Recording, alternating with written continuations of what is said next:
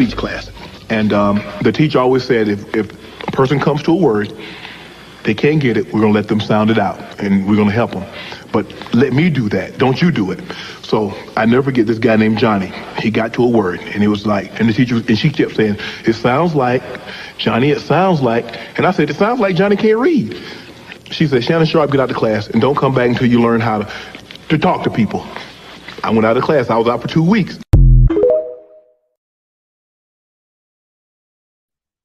That really sounds like something I have done.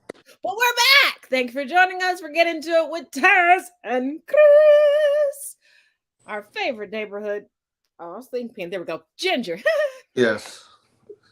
In some neighborhood, yeah. Not the Commonwealth. Not the Commonwealth, though. You don't want to be here, okay? We got cars going over bridges. We got coal mine adjacent buildings collapsing. Mm-hmm. We got a lot going on right and you now. Still got Cameron.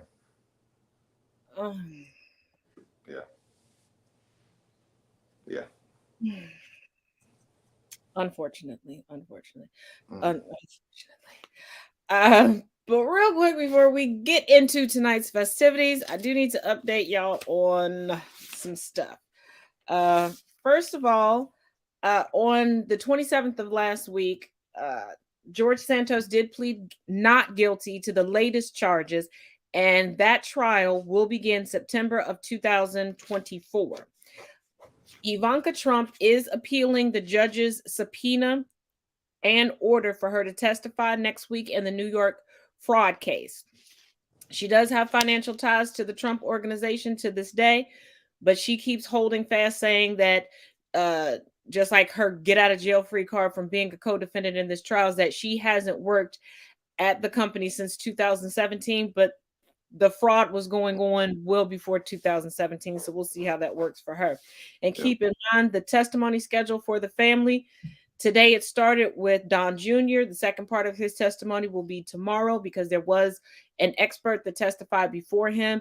And although it was very dry, it was very detailed, it was very necessary. So he will do the second part of his testimony tomorrow. And then Eric Trump will take the stand. Next week, Ivanka and Don Sr. will take the stand. Now, we know that even though there is a narrow gag order in New York, Trump continuously is attacking Attorney General James and Judge Engoron, more so Attorney General James. But keep in mind, this narrow gag order does not include them in who Trump cannot attack. Why Judge Engoron did not include them in that, I don't know. Okay, I do not know why Lemony Snicket decided not to, but that's his prerogative. Yeah, they're trashing him too. Yes, and yesterday Trump was seen leaving a skiff in Miami. This was the first time he has reviewed the evidence in the documents case. And remember, his legal team has been trying to push off the date of the trial till after next year's presidential election. And he keeps saying, oh, we don't have enough time. We don't have enough time to look at the documentation. It's too much. But they just started looking at it yesterday. Today, there was a hearing with Judge Cannon regarding Trump's team's request for various deadline extensions. She kind of sort of gave them one, and I'm saying kind of sort of. Jury is still out on the other ones. Now, tonight in the House of Representatives, there were a couple of votes. They were censure and expulsion votes. The first censure vote was for Representative Tlaib. That resulted in a vote in favor to table for now. For Marjorie Taylor Greene, the vote was not called. And the only reason that vote was not called is because her censure was tied to that of Tlaib, because she called for the censure of Tlaib and the Democrats counter-censured, where Marjorie Taylor Greene does need to be censured, but I digress. And then there was the expulsion vote for George Santos, where he was the only one that spoke on his behalf. And I'm pointing this out as I give you the results, including the vote tally, okay? He was the only one that spoke on his own behalf. The vote to expel failed.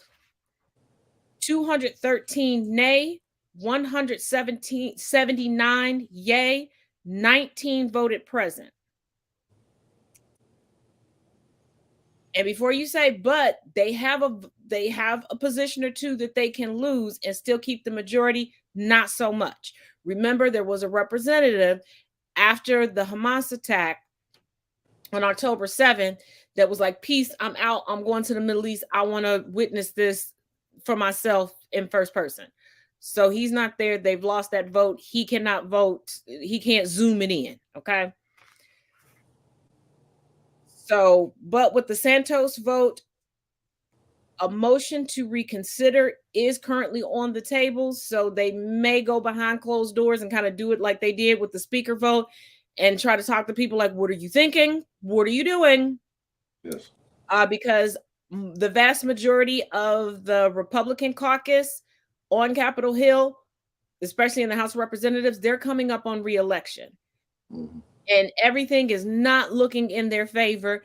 And they now have a speaker that cannot raise campaign funds for them and does not have a name that can go out and drum up votes for them. And Trump has enough on his plate. And everybody already knows that Trump can prevent you from getting into a position if you're already in the government. But Trump cannot help you win an election. Also, here's a caveat. The Senate is now holding hearings regarding threats towards election workers because for the first time in history, we have had a high turnover of former election workers no longer wanting to work the polls. They're having a hard time getting volunteers because people are already being threatened because of course, Trump's rhetoric. And that brings us up to date. Right. Whew. That was a lot. That was more than I thought. Okay, now where was it?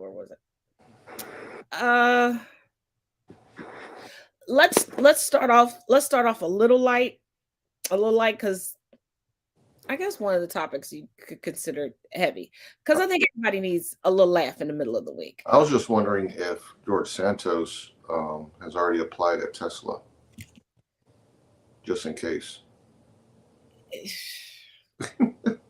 You're probably going to Tesla and telling people that he's Elon Musk after plastic surgery, the way that man was.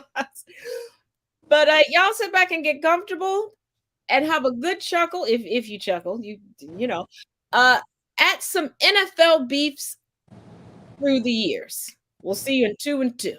Football is the ultimate team game, but that doesn't mean teammates always see eye to eye. Today we are looking at some NFL teammates who absolutely hated each other. Michael Irvin and Everett McIver. Being backstabbed by a friend or even a teammate isn't all that uncommon, but rarely has anyone ever been stabbed in the neck. That is, unless you're Everett McIver, standing between Michael Irvin and his haircut. Michael Irvin was no stranger to on-field greatness or off-field craziness, but this moment definitely falls into the latter category. With the hectic schedule that is NFL training camp, most teams have a barbershop at the facility to keep their players fresh. When Michael Irvin walked into the Cowboys barbershop, he saw big Everett McIver sitting in a chair. We mean like 6'5", 325 pounds big. The Cowboys' fifth-year O-lineman was getting lined up when Irvin lost his mind. He started screaming seniority over and over again. Irvin, making sure his position was known, expected the younger player to leave the chair so that he could get lined up. Now let's be clear, McIver had been around a while. Like his fellow offensive lineman said next to him, "You ain't no rookie, he can't tell you what to do." But that didn't stop Irvin from escalating it into a huge thing that McIver refused to back down from. The two got into an all-out brawl. One thing led to another, and Irvin eventually grabbed a pair of scissors and stabbed McIver in the neck, missing his carotid artery by inches. All over a haircut. Bill Romanowski and Marcus Williams. Bill Romanowski is known, among other things, as a steroid-fueled psychopath and one of the most dirty players in NFL history. While normally he was hated by his opponents, it's only right that he pissed off his fair share of teammates too, namely Marcus Williams. In the middle of the training camp heat, Raiders backup tight end Marcus Williams was tasked with blocking Romanowski. He successfully did so, driving Bill to the sideline, allowing the runner to cut upfield. Assuming the worst, which you can always do with Romanowski, he was mad because of how bad he was manhandled. In retaliation, retaliation, he grabbed Williams' face mask, violently yanking it until his helmet flew off, then decked him in the face. The punch broke Williams' eye socket, knocked him unconscious, and broke multiple teeth. Romanowski stood over him as he regained consciousness, shouting, "Don't ever effing hold me," before walking off. That punch ended Williams' career. He was sent to the hospital immediately, and not long after, he sued Romanowski over damages. Terrell Owens and Donovan McNabb.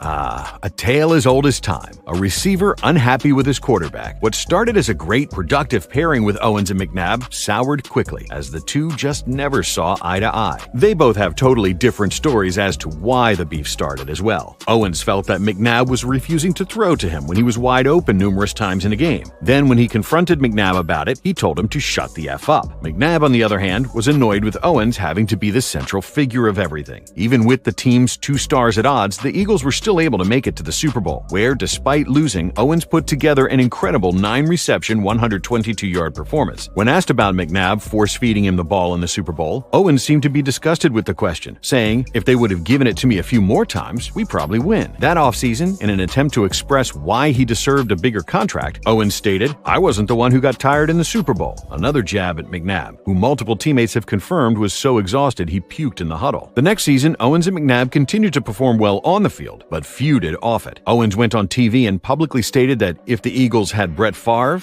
they would be better off. This was the last straw for the Eagles, and Owens was traded not long after. This beef still lives on to this day, at least to Terrell Owens, who, after all this time, still said in an interview with Shannon Sharpe that he would knock the chunky soup out of McNabb if he got the chance.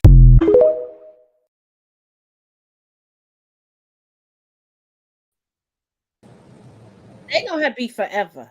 Forever, ever, forever. Now I remember the getting stabbed over a haircut. Because it was an awkward situation when it came over the news. All right. Because I had gotten into a fight. Now it wasn't my fault. I tried to walk away. Okay. The heifer hit me with something. I don't know what she hit me with. I don't know if it was a hand or something else. But yeah. So I was sitting there and my dad was preaching to me. And then that came over the news and I just kind of looked up at him. And me being me, I was like, at least I didn't stab her. Needless to say, that conversation was over with. So I'm wondering, there's a lot of beef from other guys. There were dirty players out there and players that always rub people the wrong way. I was waiting for a video on Burfict, because we know what Burfict did for years. He probably led the league in fines for several years.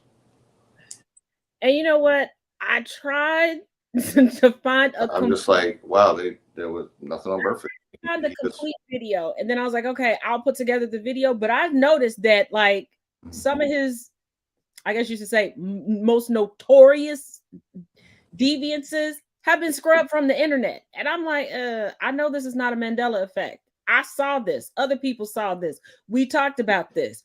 I was like, how much did he pay to get it scrubbed? And why did he hire me to do it? So I could at least have the footage. It's a Bengal thing. But then he did go to the Raiders, and then he got fined there too, and that was the end of that. Yeah. Okay. Sabrina said in the comments, this is why I never dated a football player. Honey. if I ever decided to, like, really truly write my memoirs and not just the nerdy side, it doesn't all take place in the comic book store. Just you could call me Sam Weish, okay?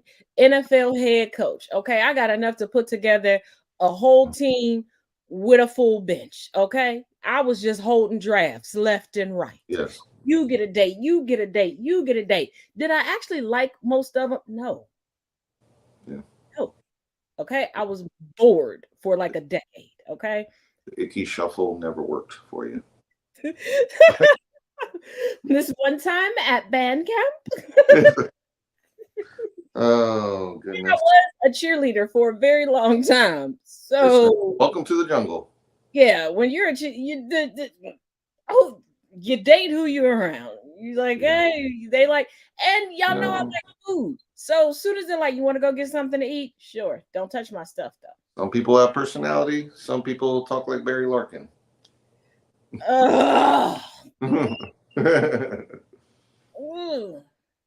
Barry, give it up. Go open a car dealership or something. And recently there was a restaurant we were in at the same time, and I could hear his voice, and it was so irritating. It was so irritating. It took everything in me not to go over there and tap him on the shoulder like, shh. Yeah. See, don't do it. Don't do it, Barry. Don't do it. Just give it up. I mean, there's so much other things he could do. No, it's not. No, it's not. No, baseball was it. Baseball. Yeah. Well, that's why they say, you know, for athletes, some of them go back and finish their schooling. This is why. Yeah. Now, in case you missed the news this week, we covered it a few months back. Brett Favre was doing some scandalous stuff with the state of Mississippi and was using federal funds for the impoverished to get stuff for his daughter's school. He didn't like people talking about it. And I felt like I was far harder than Shannon Sharpe was talking about it. But he decided to sue Shannon Sharpe for defamation. Well, in a strange turn of events, in the same week, within like 24 hours apart, the suit was dropped. Yeah. And it's been confirmed that the governor was doing some shady stuff. So I got both of those for you. Shannon saying what he said. You can see that it was not defamation because Brett Favre is paying the money back, by the way, y'all. So why he thought he had a defamation case, I don't know. He's paid a good chunk of the money back. Yeah. He still has payments to make. Bro, you did it. Right. So here we go. Pay close attention. We'll see you in 2. I talked to people that was in the room when Brett Favre went into the Hall of Fame, and nobody mentioned about text messages that he sent to that jet masseuse. Nobody mentioned anything about the addiction that he suffered from. But yet T.O., they brought up everything. Can you imagine if T.O. would have had an incidents like Brett Favre off the field? T.O. still to this day right now would not be in the Hall of Fame. Yet they walked right past it like Brett Favre did nothing. That is true. I give you that. The problem that I have with this situation, you got to be a sorry mofo to steal from the lowest. Mississippi is the poorest state in our country. It is. Its citizens. So if they're the poorest state, Brett Favre is taken from the underserved. You made $100+ million in the NFL. This is what we know. Scared when black and brown people do fraud the government, they hell bent. You get an EBT card or you get WIC or you get stuff like that, boy, they move heaven and earth to try to put you in jail for $400 little measly dollars. Fact.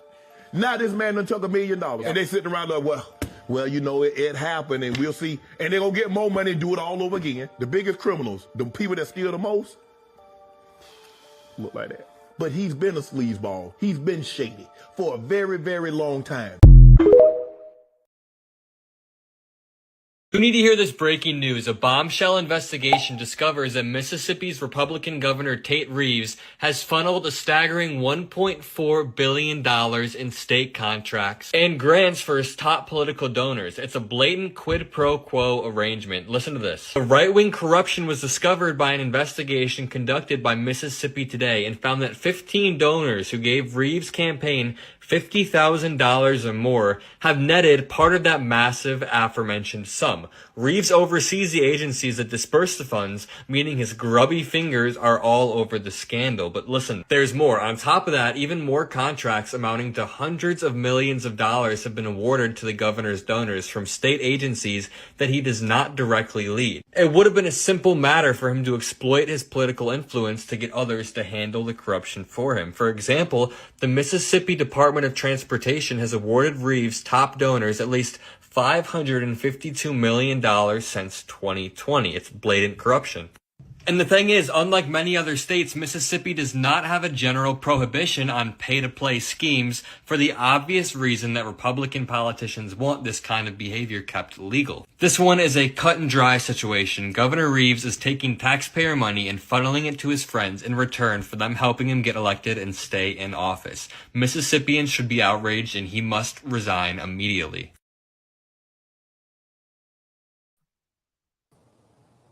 Real quick before we get into that, I do have one additional update. It has just come across the wire that it's looking like Judge Eileen Cannon in the documents case for Mar-a-Lago for Trump, it may be pushing the trial date back. How far, we don't know yet, but just wanted to update you. But your thoughts on that, Chris? Shannon doesn't say anything that people haven't already said or worse. It just comes down to a former athlete who still wants to be able to make commercials and do whatever they want. And so they got to try and keep their name as clean as they can, even though when there's something done behind the scenes and evidence and proof are coming out and decisions are made about those actions, then how do you justify anything? I mean, you can't clean up your act if your act is out there on display, especially when you're affecting, hardworking everyday Americans who are putting money towards something that they truly believe in, and it's somehow getting funneled elsewhere, and they don't know about it until it comes out. I mean, Shannon, I'm glad they dismissed it. I don't think this had anything to do with him calling out anything that wasn't already put out there as far as what's been discovered. And he's speaking passionately, which, okay, media does that. He didn't take it to any extra level. He wasn't involving Brett's family, or he wasn't, calling out, anything that wasn't already put out there. So he's just talking about what's already been put out there. And what's even more funny is that Brett is also suing the person who investigated the fraud. It was his job to investigate. Right. You are grasping at straws. But Brett Favre is the perfect example of why I tell people to stop assuming that the wealthy legitimately earn all of their money, right, and that they're spending their money, because he had enough money to be the top booster at his daughter's school. He had enough money to do that. He chose not. He chose to use money that he knew was earmarked for something else. Because for anybody who forgot, not only did he take money meant for the underserved in Mississippi, it was supposed to be in payment for speeches. He never gave the speeches. They just put it on the books. No different than what Huckabee Sanders is doing right now with Podium Gate. Mm-hmm. They're just paying for their friends, doing whatever they want, and then just writing it down as, we bought this, we did that. It's so freaking egregious. It's no different than Elon Musk, who pays himself in stock dividends. He has no liquid assets. He lives off credit. Most of these wealthy people are living off of credit. That's why the whole credit score thing, that the vast majority of people watching right now are older than credit scores. Just so you know, we're all older than credit scores. Our parents did not grow up having to deal with credit scores. That's why a lot of them in the beginning messed up credit scores, because it was brand new to them. Yeah. And that's why credit scores exist, to keep that wealth divide going. Because what proves more that you can pay bills than you having the money to pay bills? It makes no sense to have $6,000 in the bank, but a low credit score. And you look at somebody with $6,000 in the bank and go, nah, I don't want to get that to you. I'm gonna get this to such and such with $20 in the bank and a 720 credit score. And Mitch over the money. Yeah, and it's so arbitrary, because you get so many. It's happenstance how many points you get deducted or added on. And then it's stupid that they need to check your credit score for you to get stuff, but it deducts points from your credit score when they check it. And you have to build credit by using credit. But if you use credit, it needs to be checked. and that decreases your credit score. The fuck? Yeah, And Mitch, it's amazing that when somebody- Mitch is older than credit. Yeah, by a long shot. But isn't it also funny that as soon as somebody gets famous, they instantly get immaculate credit? Yeah, they don't want to touch their own money. But they instantly get a great credit But they score. want more. They want more. I mean, it's they don't see the public for the public. They see it as opportunity. And it's just like grifting. We know the grift. We know the big grift. You know, you're draining bank accounts from people who, you know, are living check to check, but want to donate to whoever, whatever, even if it's their cult savior. I mean, you see people as objects, opportunity. You don't see them as human beings.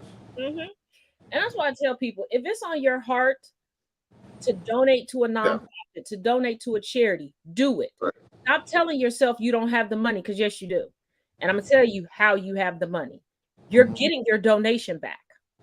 Yeah. It's no different than rich people who donate and make a big to-do about it. Why do you think they try to get you to donate the rest of the money? It's a tax write-off. They're getting it back. They're getting it back through deductions and tax breaks. You're going to get it back. If you don't have money to donate blood. And it's like, even if you wait and you're like, you know what, I really want to donate to this charity, wait till right before tax season and donate it. You're getting your money back. You're going to get it back. You're going to get it back. I have a dog we can donate. What? We don't have a tax break on that. I feel like he sits in the window waiting on a pension check to come. The four-legged grift.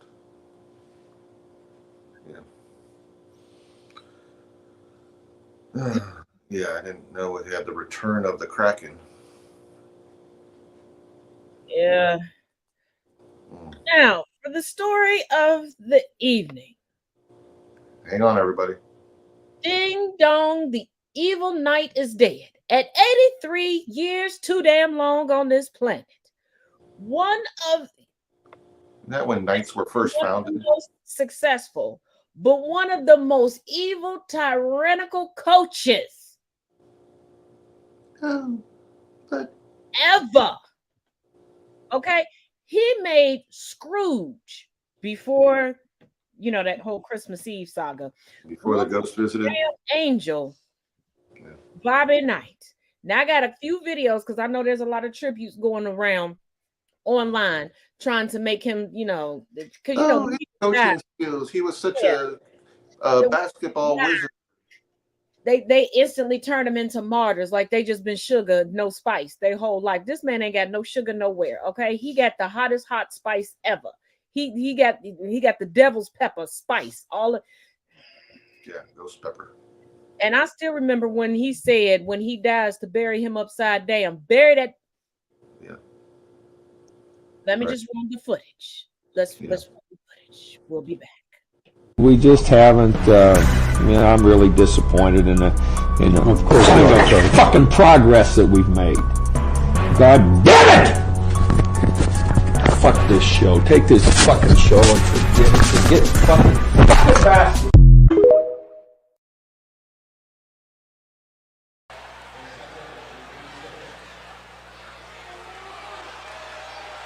Fred Jaspers now chasing Bobby Knight back to his chair. And he's got him right there. There's the tee. Technical against the bench and against Bob Knight.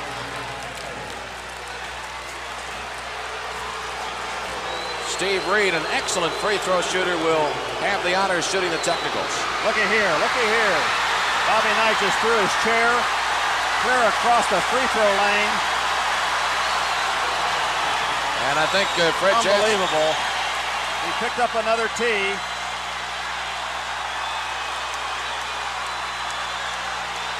And now Fred Jaspers is called for athletic director Ralph Floyd. Fred Jaspers talking to Mr. Floyd down in the corner.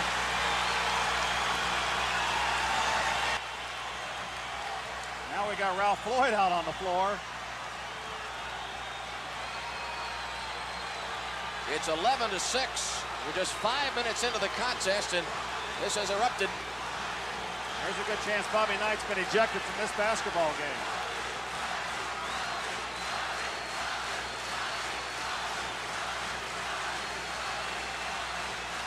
Fred Jasper is explaining it to the scorer's table. Now Gene Caney, the Purdue coach, comes over just to stay in contact with what decisions have been made. Uh-oh, we got three. Now we got three. He's gone.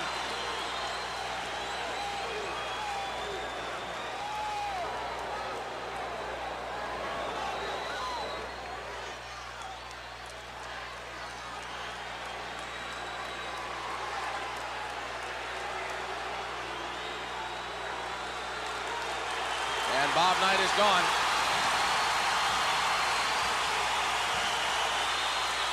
Well, he came dressed to play golf. Maybe he'll go do it. Yeah, we talked earlier about the fact that he had his golfing attire on. Understand that they have a very nice golf course here in Bloomington, a university course. Well, I'll tell you, that just kind of demonstrates the kind of year it's been over here, and total frustration, but there's really no excuse for losing your poise to the point of throwing a chair across the basketball floor. Officials took care of it in a series of technicals, and we've had 3 called, so there's going to be some free throw shooting practice. Coach, why do you say fuck so much? Well, I really don't think there's any word in the English language that expresses so many different things as the word fuck does. You know, you can use surprise. Well, I'll be fucked. You can use the word fuck to indicate anger. But let's just start all this fucking shit again. Now, I'm not here to argue the thing with you.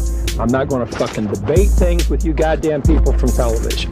I mean, if you're not going to fucking try to fucking motivate somebody after that, of course, Find out the fucking progress that we've made. you know, you want a fucking answer from me, you get the answer. You don't like the fucking answer, then don't use the fucking program, okay?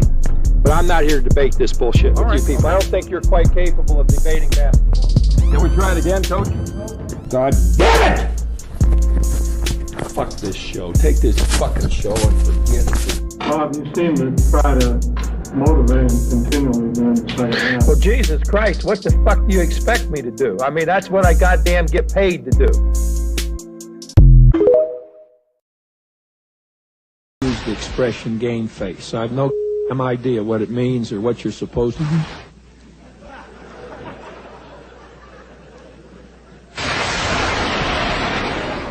When my time on earth is gone and my activities here are past, I want they bury me upside down and my critics can kiss my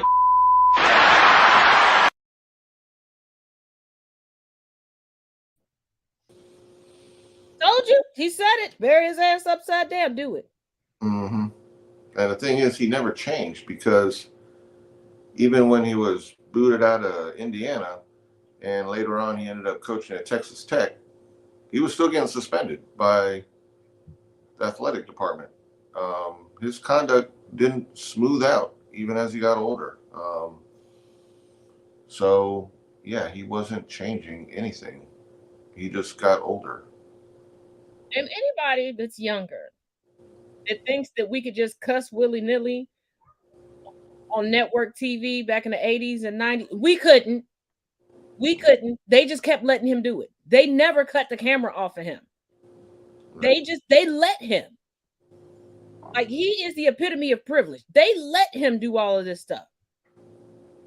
Yeah, we didn't also get privilege of being in the practices to see how he handled his athletes. And for anyone that's seen documentaries, and there have been, these kids were traumatized. Some were fortunate to transfer, and some had to live with emotional, scarring from the way they were handled. They didn't go to play basketball and be treated like that. Nobody does. I mean, it's one thing to drive your players and to try to motivate them. It's another thing to day after day, practice after practice, belittle and hammer individuals to the point where you want them to quit or give up or concede, or and that's the mentality he had over individuals. Now, there were athletes that came forward and said, well, he wasn't bad with me. Well, I'm sure he had his individuals that played the game, played his game in order to not be on that side of the fence. But clearly he had a history of conduct towards some of his players. One thing is, I'm shocked he made it to 83. Because I couldn't have been a child of his. Sorry, not sorry. He would have he would have been with the flowers in the attic. Okay.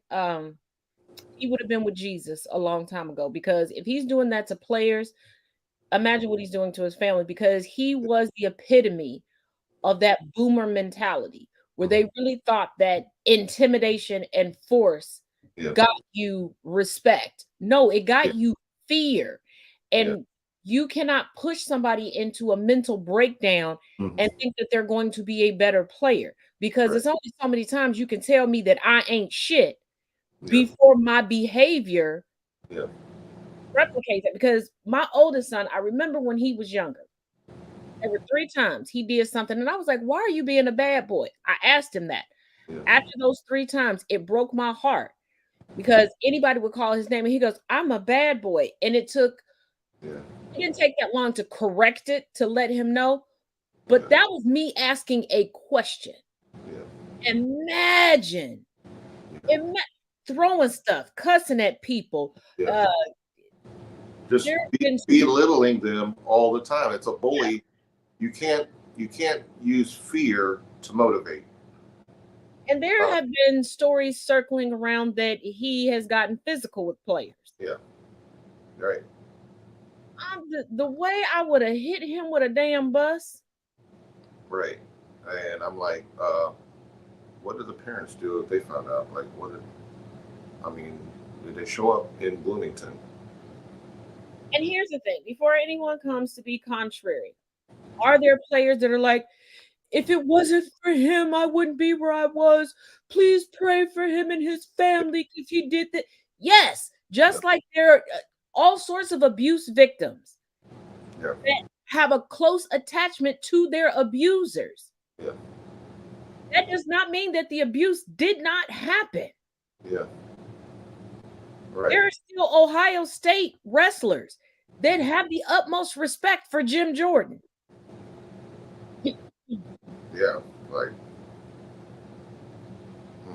But Bobby Knight was not, he was not a good person. He couldn't even play one on TV. He couldn't take 2 minutes, to just be cordial or be calm or even try to be in control of his emotions. He did not. He is like a toddler that never grew up, like for real.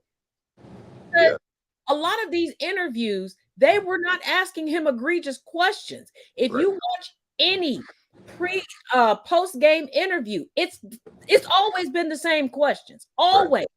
Because there's only so many questions you can ask about a particular sport, because there's only so many things that are going to happen during a game. And he would be furious, especially if they lost. Even when they won, this man wasn't happy. Hey, how are you pissed at a damn victory? Yeah. I mean, his fuse was shorter than short. I mean, he was just a ticking time bomb.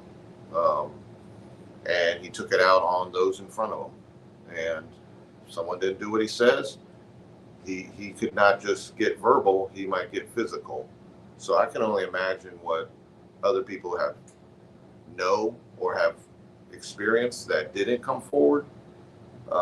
Because I imagine there's many more that just chose not to come forward because, for whatever reason, maybe they felt like, who am I against a guy that coached all those years? Some people just choose not to. And some people, it's fear. Some people, as long as their abuser is still alive, there's that fear. So I'm pretty sure now that he's gone, it's going to start coming out Well, not just the fear from him, the fear of retribution from those that supported him, because you had, with every bad individual, you have probably 3 times the amount of enablers.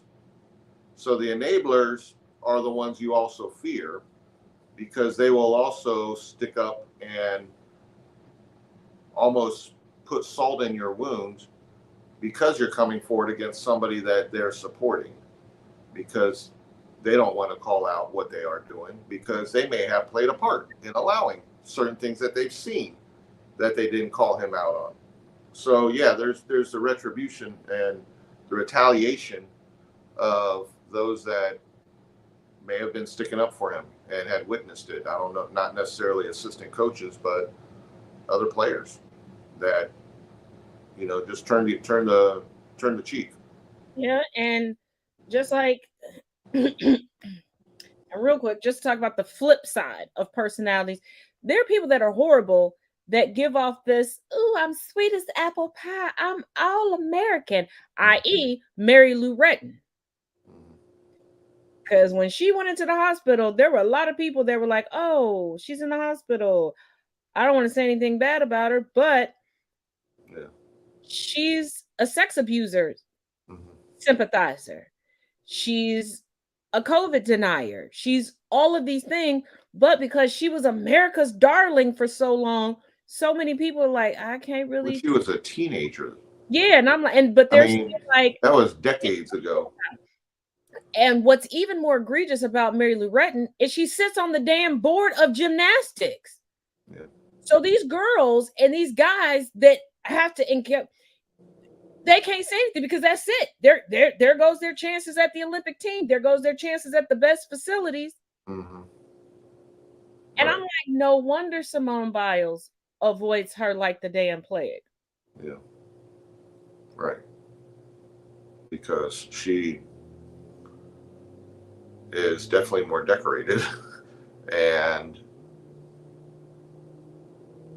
the further you got away from glory, the more that you saw somebody else taking that place, even though it had been decades, you still have a sort of jealous eye towards someone who's getting more praise because they actually are more successful. Mary Lou Retton was not like the all-time successful gymnast for America. No, it was just an era, a time period when we had, you know, the Olympics, we had the gymnastics team, we had, you know, the hockey team, we had, you know, everything was just within that time period. It's just a small time capsule. She wasn't longevity-wise, she wasn't this long time, you know, like Simone is, where, you know, she could take a year off and come back and, hey, gold medal. I mean, she didn't have that in her, Mary Lou. So, yeah, it's. Yeah. And see, Mary Lou was at that time, where we really needed a bunch of patriotism. You had all these Olympic teams that had their star athlete from the Olympics in different categories, especially gymnastics, because this was the height of so many people being interested. It was the 80s. You still had the Cold War. Yeah. And you had people that represented their country. They looked the part of their country, and Mary Lou looked the part of the country and wanted to be so I'm so innocent. It's no different than people right now being shocked at the stance that Selena Gomez is taking regarding Israel and Palestine. And I'm like, Selena Gomez has never been a good person. Never. She just looks innocent. And people are like, she must be the victim. She's got to be the victim. Justin broke her heart. Justin was in another relationship, and this girl called him up and was like, hey, let's go to dinner. Once again. And he did. She allowed people to be bullied in her name. She created a whole friendship to get a kidney from somebody and pulled a George Lopez and was like, peace out. Because some people they look innocent, just like it tickles me. I laugh so hard every time somebody goes, Well, when I first saw you, I just thought you were gonna be mean. You just look mean. I don't look mean. I just look black. I don't look mean at all. And I recently had somebody say that in one of my comment sections. Like, I was afraid for a long time to comment on any of your stuff because you just seem so mean. Don't talk about comic book stores or the Bengals. Yeah, in those two instances. I mean, people forget about the whole Big Bang Theory. There's a lot of nerd in here. So I don't know what the meme comes. I mean, perception is in the eye of the individual. Like I said, I'm like, there's most of the time that I'm online, I'm in pajamas or a goofy t-shirt or sweatshirt. Right. I'm like, how can you take me serious? Don't you see the Star Wars and the Big Bang Theory and the X-Men, the Marvel stuff, and don't you all see that? And the fact that I put history into everything. I'm like, you thought. And then we can still turn around and talk about Amber. Yeah. Which I'm sure she'll resurface, even though the career has unsurfaced. Yeah. But I like the Sean. I believe no, that's next week. It's next week that my books come in, which is perfect because the RNC is coming up. And you know how I like to do around the RNC, give people little snippets. So Cassidy Hutchinson's book, I finally found someplace that can ship to my little portion. Cassidy book. Ah. And Mitt Romney's book. Ooh, we're gonna have to get double highlighters. Yeah, I've already ordered those, and I don't know where I put them. I thought they were next week. I got a whole pack of. I think the most highlighted book I remember from you was probably Mary Trump. Oh my goodness, that was a highlighting frenzy. There was so much. That series. I mean, it was like a gold mine when her first book came out. It was like, oh my God, what is this? Like, yeah, that series. We're talking about we're going back into. We're talking about Fred. We're going back. And I even cross-referenced some stuff because I was like, I think this was going on at the same time, and I was like, oh, that was right. But yeah, I got plenty of bookmarks. I got a whole, and I got the tabs. Right. So I don't think highlight being your meat. Yeah, of course. I got a whole cup full of highlighters down here, and then another one upstairs, and then I just ordered a box. Yeah, I'm curious how that book will be with Cassidy. We will see. Especially since her father was, well, I'm sorry, not was. He's not deceased, as far as I know. He is such a Trump supporter that he wanted his daughter to just ignore the congressional subpoena and just be hauled off to prison to protect. Yeah, there's a lot that have turned on family members who have decided not to join the cult. Look, I love my daddy. I do. But the day that he comes to me and is like, hey, take this charge for somebody, that is the day. That is the day that y'all see me make a whole video going, y'all, daddy went on to the Lord. He went to the Lord. I'm act just as well as Amber Heard, not at all. But he going to Jesus. Well, Amber was trying to land another role because she knew her career was in the tank. And she can't go back to Elon Musk. She can't go to DC or Marvel. So. Oh, that's what I meant to tell you. So to try to get back into Hollywood, her latest thing is that Jason Momoa was being inappropriate with her on set. That's not believable. I'm like, so through his whole career, he's never been inappropriate with anybody. He's going to start with you, the drama queen? I thought she was going to say the Flash because he's quick. I was like, girl. I believe it'd be like Ezra. Oh. I was like, girl, you should have went to a party that Ezra Miller was at. Then somebody would have believed that. His hands were fast. Momoa. Yeah, fast hands. No, Aquaman. No. No. And no, even if he was underwater for too long, no. They tried. No, he did not use that to poke you. No. Jason's got better things to do than messing with a coworker that he really didn't want to have in the film anyways. Because Right. their chemistry was shot. I'm like, why did they try to get like somebody with chemistry first before sticking Jason with someone he's like, oh, please just tell me we don't have any kissing scenes. I mean, that's the problem, when I'm like, everybody knew that they didn't get along, and the reports were coming out that he was being respectful and polite to her, but you could tell he didn't want to be around her. And then her go-to move was, he was being inappropriate with me. Girl. Yeah, but I still like going back and watching check her hard drives. I want somebody to go check her hard drives. Because there's like shenanigans afoot.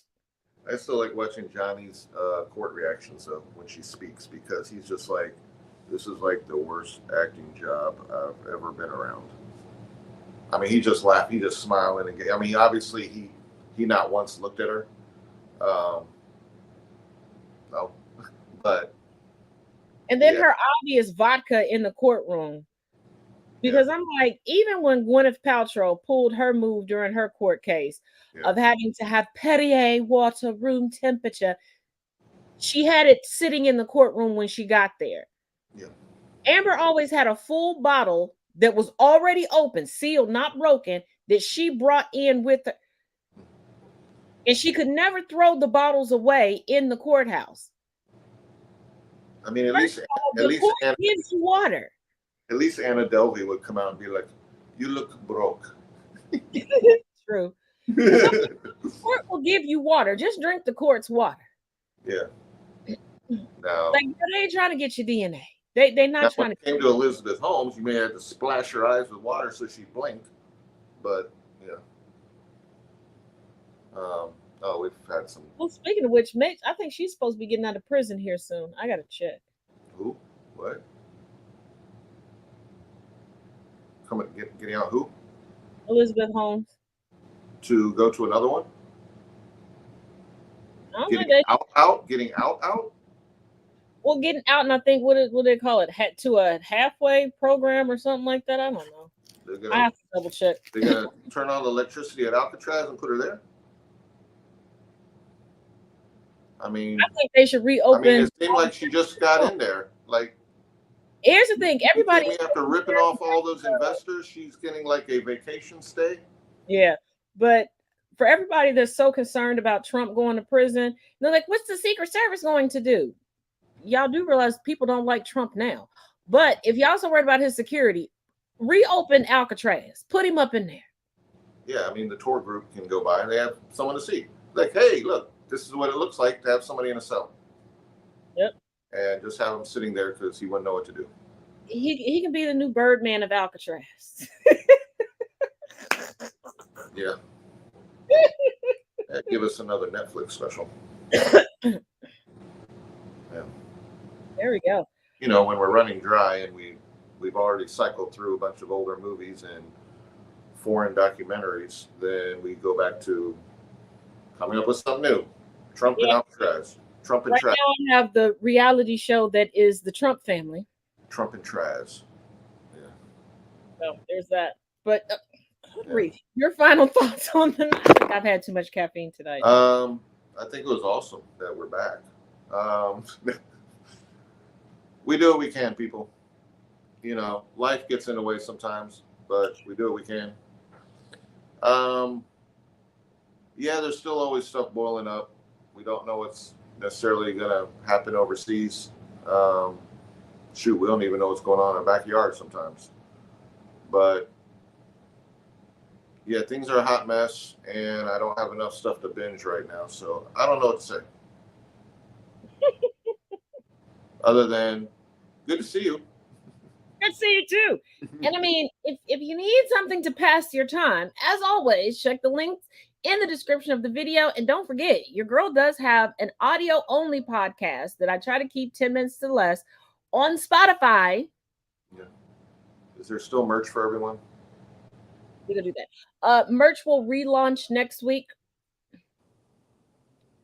because I'm changing up some designs, and it's hard to change up designs and people are on the site because sometimes it'll glitch and it'll freeze on me. It's not a site that I designed. I'm using a third party. That's indicative of my work. But I don't really have any final words. Can y'all see my Spider-Man nails? Those are from the Spideyverse. Yeah, I'm super nerdy. The Grinch Spideyverse. with and it's also because Spider-Man 2, for anyone that's a gamer, Spider-Man 2 is out, which I do not have, but it is out. And I'm curious how that will be because it's going to involve the Spider-Verse or have some of that in there. So I'm looking forward to Peter Parker, maybe. Well, my youngest son is getting it, so I'm gonna do like he does. I'm gonna go over to his house and play all his games and eat all his snacks and lay all over his couch. Yeah, and tell him to have fries ready. Yeah, you need fries. Everyone needs fries. Well, he always has fries at his house. Yes, aside from any minis. Because he generally brings fries to my house when he comes over here to bother me. Okay. All right. He knows how to bribe me. He knows how to bribe me. It's the blood. There's blood involved there, yes. And good to see all you folks, lovely folks out there. Yes. And don't you guys forget, make sure you get a good beverage and a good snack, and don't let nobody stress you out too much. And as always, each one teach one, each one reach one. I will see you all tomorrow. Bye.